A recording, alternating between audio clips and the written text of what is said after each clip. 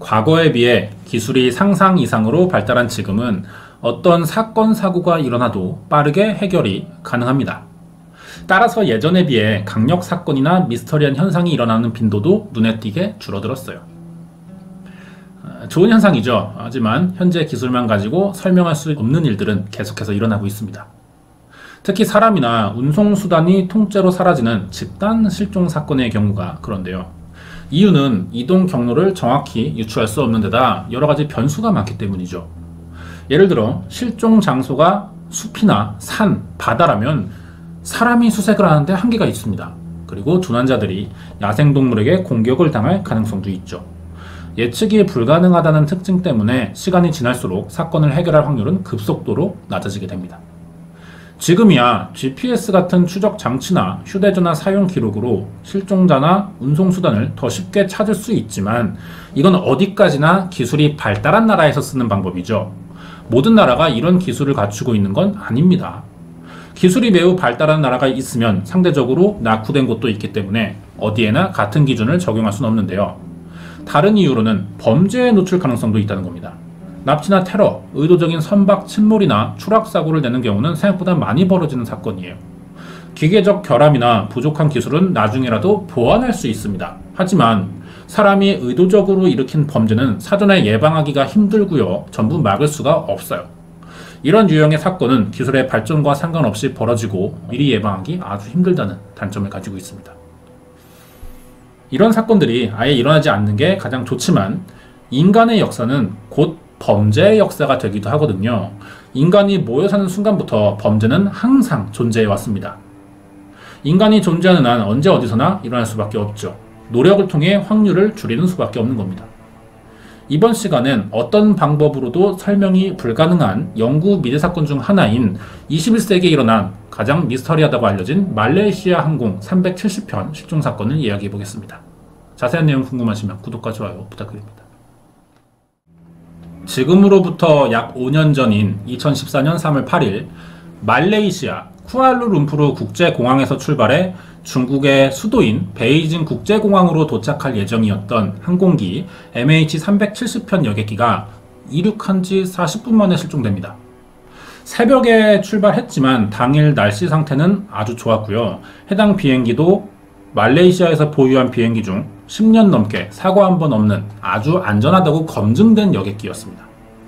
MH370편 비행기는 순항 도중 베트남 하늘에서 갑자기 통신이 두절됐고 관제탑은 비행기의 위치를 파악할 수 없었어요. 신고가 접수됐지만 여객기가 통신 상태 불량으로 교신이 되지 않는 것인지 아니면 추락했는지 전혀 알 수가 없어서 어떻게 대처해야 될지 몰랐습니다. 비행기 실종보다 중요한 건 승객과 승무원을 포함한 200여 명의 생존이었어요. 비행기와 전혀 교신이 되지 않았기 때문에 생사 여부가 불투명했죠. 아무것도 할 수 없는 상태에서 말레이시아는 초비상 상태에 빠집니다.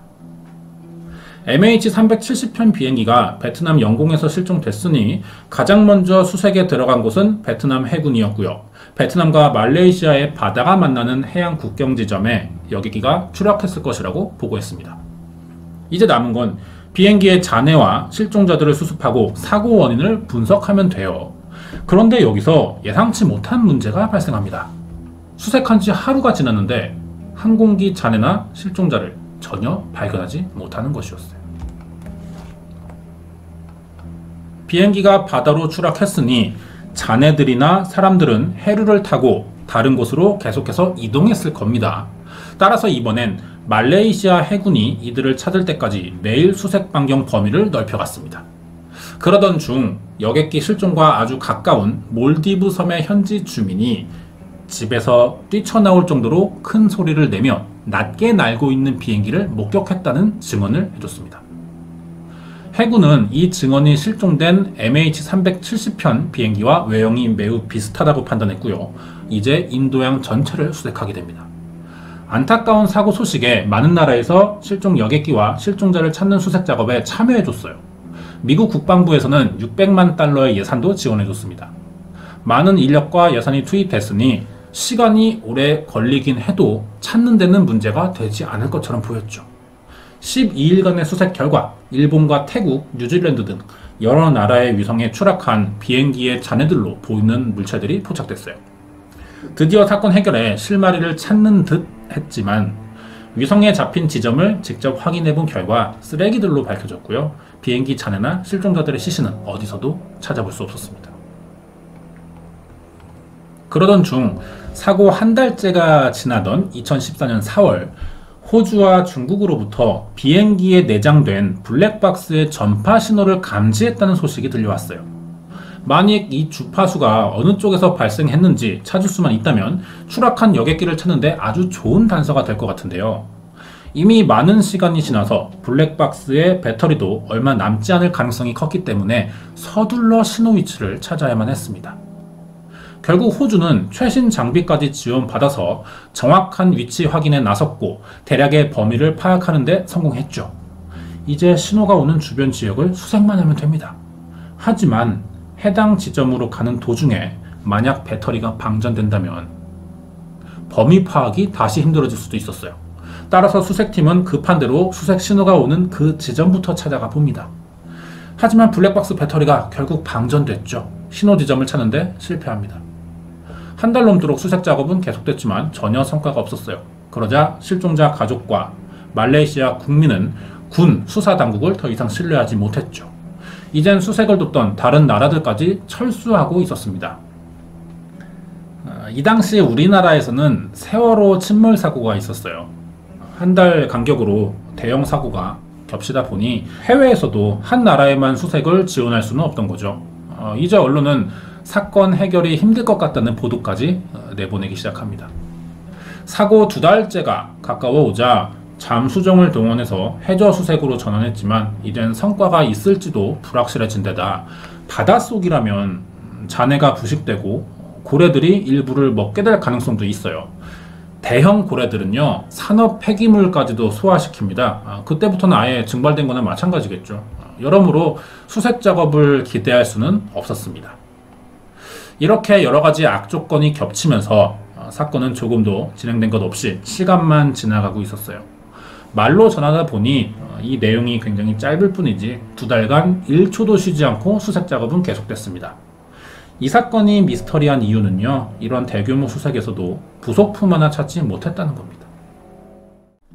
사건이 일어난 지 1년 4개월 후인 2015년 7월 29일 갑자기 실종된 MH370의 잔해로 추정되는 물체가 동아프리카의 근처인 레위니용 섬에서 발견됐다는 소식이 갑자기 전해졌어요. 비행기 탑승객의 것으로 추정되는 여행 가방 조각도 같이 발견됐거든요. 잔해가 발견된 레위니용은 프랑스 소유의 섬입니다.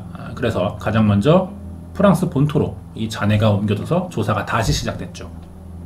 사진에 보이는 게 비행기 날개에 붙어 있는 보조장치인 플래퍼론이라고 합니다. 그것도 일부예요.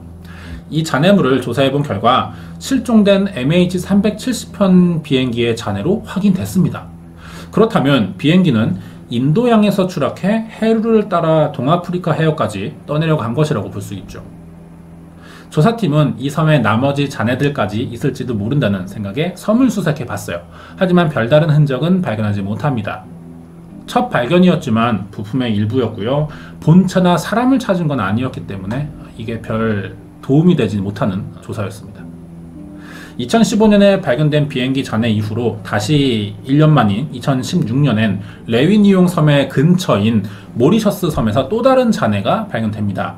이 잔해가 발견된 이후 1년간 아무런 추가 발견은 없었고요. 2017년 1월 17일이 되자 수색 작업을 무기한 중단했습니다. 아마도 이게 예산 문제가 컸던 것으로 보이는데요.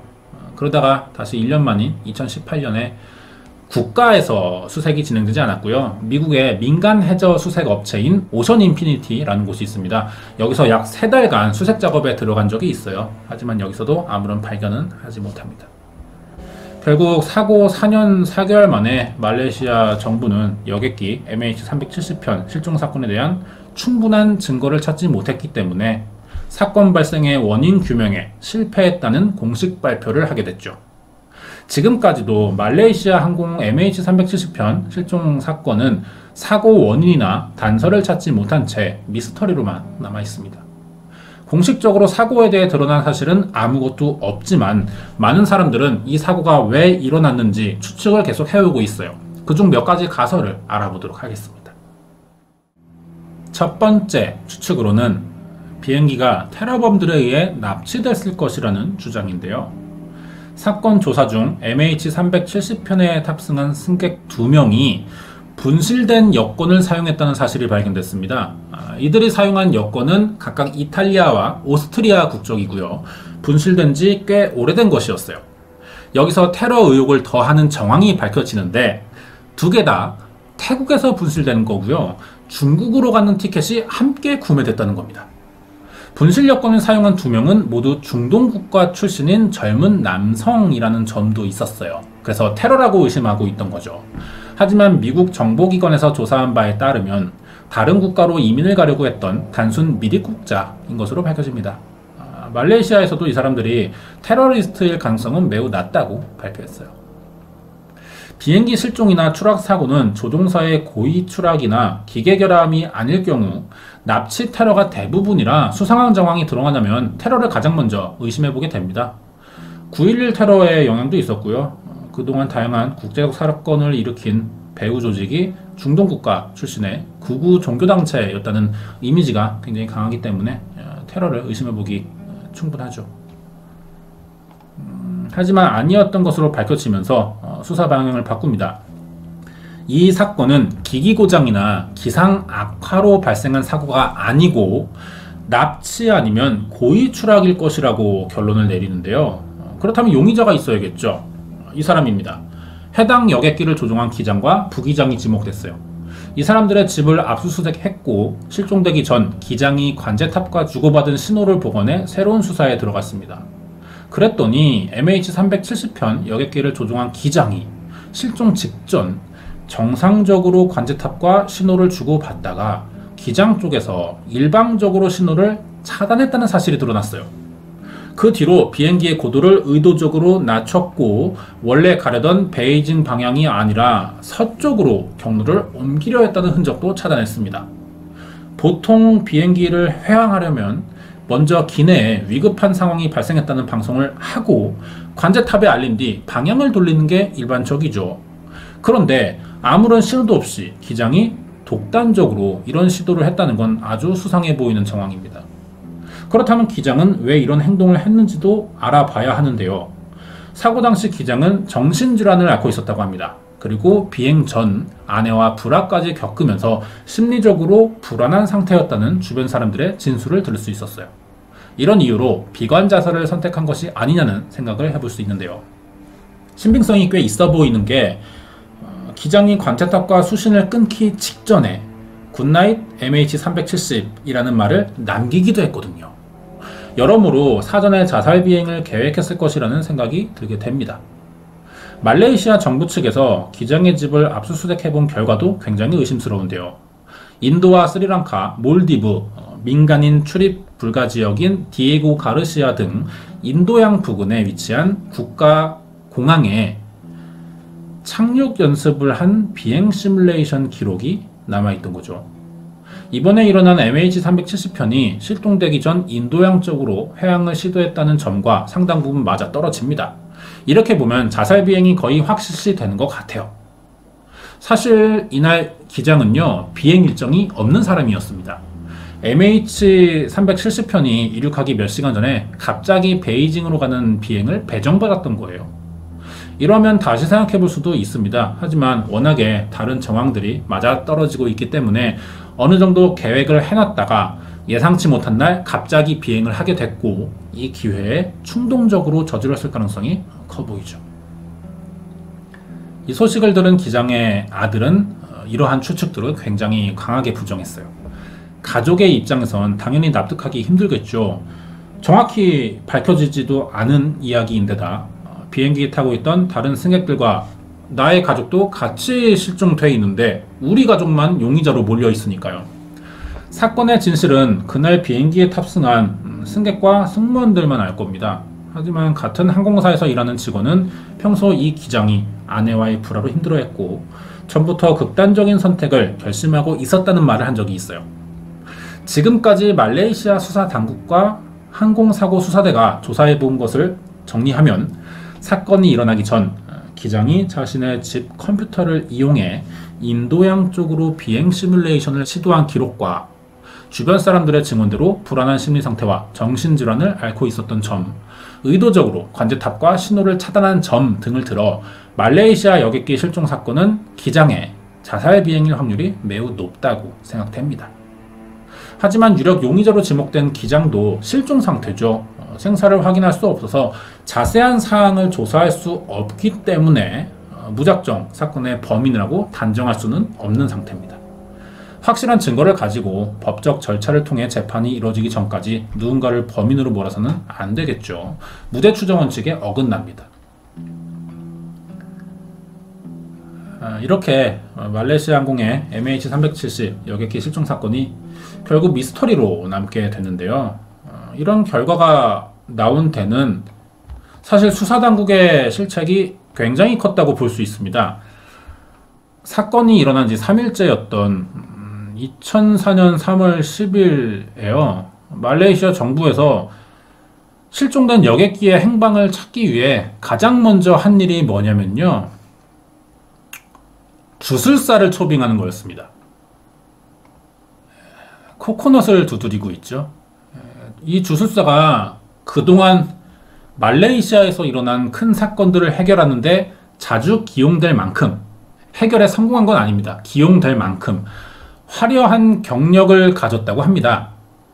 말레이시아에서 가장 신뢰하는 사람 중 한 명이고 워낙에 몸값도 비싸서 이때 수억 원을 들여가면서 초빙했었다고 하는데요. 코코넛을 두드리고 있어요. 비행기의 위치를 찾는 의식이라고 하는데 이 의식이 끝나자 이 주술사가 한 말이 비행기가 아직 날고 있거나 추락해서 바닷속으로 가라앉았을 것이라고 말했습니다. 문제는 이런 추측이 주술사가 아니라 일반인들도 얼마든지 할 수 있는 말이라는 거죠. 사건 자체가 알려진 정황들이 너무 없다 보니 납치를 당했을 거다, 우주선을 만나 외계로 갔을 거다, 테러 조직에게 포착돼 폭격당했을 거다, 이런 식으로 아무 말이나 해도 된다는 겁니다. 왜냐하면 신이 이렇게 말했다고 하면 그만이니까요. 사건의 규모가 워낙 컸고 국제적으로 많은 관심을 받았기 때문에 다른 나라에서도 자발적으로 실종자 수색과 비행기 찾기 위한 지원을 해줬는데 정작 말레이시아는 검증도 안 되는 민간 신앙에 의존하면서 시간을 허비한 탓에 수색에 실패했다는 거죠. 대체 코코넛을 두드려서 비행기 위치를 어떻게 찾는지 모르겠습니다. 이 사건을 해결하지 못한, 그러니까 결정적인 이유는요. 비행기와 200명이나 넘는 사람의 생사를 알 수가 없는 상황에서 고작 코코넛이나 두드려 보자고 몇 억씩 써가면서 돈과 시간을 낭비한 말레이시아 정부 때문이고요. 이 주술사 때문이죠. 분명히 이들에게 책임이 있다고 생각합니다. 게다가 MH370편 비행기가 실종되기 전 원래 항로의 정반대 방향으로 가려는 시도를 한 정황이 밝혀진 상황이었어요. 이미 사고 당일 말레이시아군은 정체불명의 비행물체를 레이더로 포착해 놓고도 수상한 행동을 하지 않았다는 이유로 별다른 조치를 하지 않았다는 것이 드러나기도 했습니다. 그 비행물체가 MH370편일 가능성은 얼마든지 있었고 한 번이라도 신호를 주고받았다면 이런 대형 사고를 막을 수도 있었을 거예요.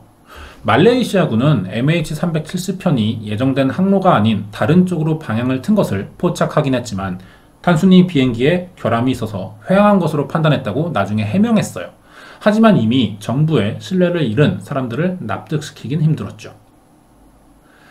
그리고 사고 초기에 실종된 비행기가 어디에 떨어졌을지 제대로 파악하지도 못해놓고 수색 지원을 온 다른 나라에다 인도양 정체를 수색해달라는 무리한 요청도 했습니다. 다른 나라에서 온 사람들에게 상황 설명부터 제대로 해줘야 같이 수색을 할 수 있죠. 이것도 제대로 못하면서 오히려 과도한 일을 시켰던 거예요.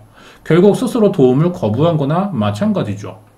이런 상황에서 말레이시아 왕비는 골프장에 나간 사진이 찍히기도 했습니다. 문제가 많았죠. 이 사건은 사고가 일어난 원인과 비행기의 행방 등 구체적으로 밝혀진 것 하나 없이 수사가 중단된 상황이라 21세기에 일어난 영원한 미스터리로 남을 것 같습니다. 이런 사고의 특성상 시간이 지날수록 찾을 확률이 0에 가까워지기 때문에 지금은 4년이 더 지났죠. 끝까지 발견하지 못할 가능성이 굉장히 커요. 실종자들의 유해는 현재 부패되기도 했을 거고요. 만약에 야생동물을 만났다면 훼손됐을 가능성도 크고요. 유해도 거의 찾지 못할 가능성이 큽니다. 지금까지 특별한 소식이 없어요. 뉴스가 없습니다. 그런데 이 사건을 인터넷에 검색해보면 사고 원인을 알아냈다는 추측성 기사나 가짜뉴스가 꽤 많습니다. 이건 뭐 실종자 가족에게 한 번 더 상처를 주는 일이 될 수 있어요. 해서는 안 되는 일이겠죠. 여기까지입니다. 최악의 항공사고이자 21세기 최대의 미스터리라고 불리는 말레이시아 항공 MH370 여객기 실종 사건 파일이었습니다.